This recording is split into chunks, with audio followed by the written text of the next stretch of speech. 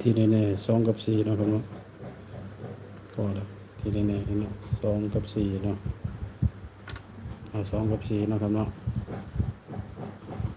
เอามาฟังคำเตือนเนาะครับเนาะคำเตือนสูตรเป็นแค่เพียงแนวทางแค่คำนวณเด็กย้อนหลังเนาะครับเนาะทางช่องบ่ได้สนับสนุนให้เล่นการพนันเนาะครับเนาะเป็นแค่เพียงแนวทาง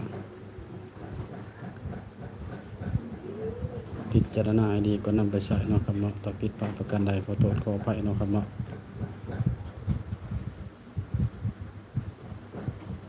เพราะว่าทางช่องก็บ่ฮู้ว่าสิออกหยังเนาะครับเนาะที่แน่ๆตัวเด่น2กับ4เนาะติด2ติด4เนาะครับเนาะ